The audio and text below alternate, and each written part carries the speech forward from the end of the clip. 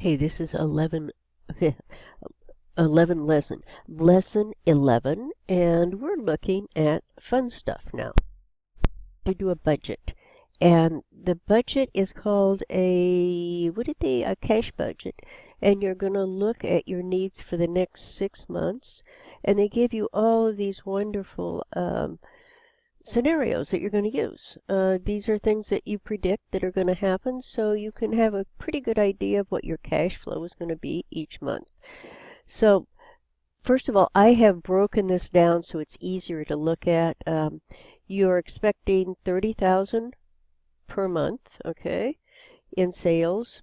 You have expenses here, monthly expenses of 3,500, and you are going to have a deposit of 15,000, and you'd like to maintain 5,000 in that account. So you're going to be very surprised when you look at the sheet because there's actually 1, 2, 3 numbers you could put in, and the rest are going to be creating calculations using formulas.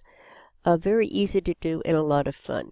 But first you have to look at you're going to support sales with 60% of sales. Your purchases to support sales will be approximately 60% of sales. You'll anticipate 20% of your sales will be in cash, 80% collected the following month, which means they're going to be in accounts receivable. This is saying 60% of your sales, okay, is going to will be what you need to buy and charge for your accounts payable. And your supplier has agreed to extend credit for 70 days at no cost, i.e., you will be paying your bills on a 2-month lag, which is really good. And then this is the deposit of 15,000 and $5,000 here in that account. You want to hold that balance. So let's see what this looks like. If I pull this up, okay, in the green here, that's where your sales would go. So it's 30,000. Now I have left the first row with calculations for the scenarios given in the assignment. So you've got 30,000 in sales, and this is your 20%, okay, that you're going to collect, 20% times the 30,000. And there's nothing here yet, you'll notice, because you're not going to collect that 80,000 until the following month, which means you're going to have to do a formula here to get the 80% from the 30,000. And then you're going to have to carry these over, okay? There are formulas in each one. So you could just copy these down, quite honestly, but I wanted you to think about how to create these.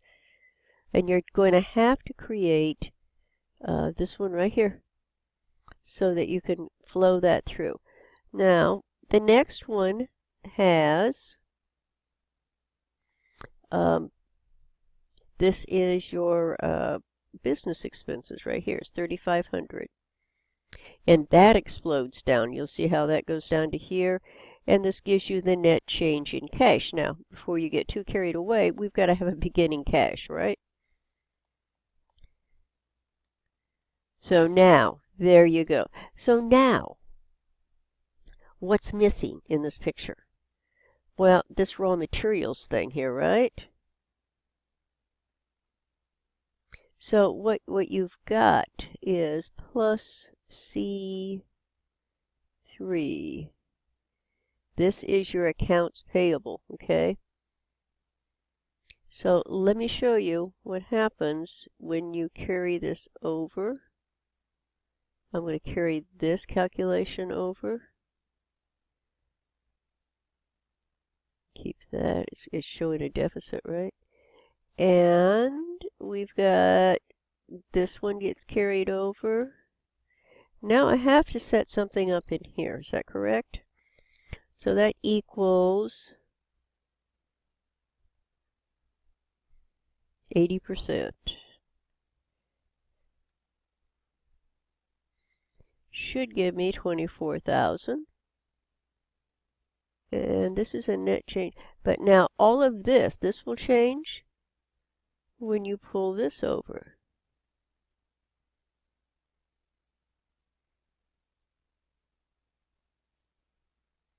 So now here's your cash inflows, so you'll have to pull that over also. So now it all folds down. So you can see how you can make a cash balance sheet very easily. And again, as I said, all you have to do is put in the 30,000, the 35,000, and develop the formulas for in here. And it will self-populate because I've left some of the addition problems or the addition formulas in there. They're very simple. So that's kind of the way it's set up. If you don't want to use this one, you can create your own. But I wanted to give you a hint on how it works. So have fun with this because it's a really good activity. So let me know if you need help. Thank you.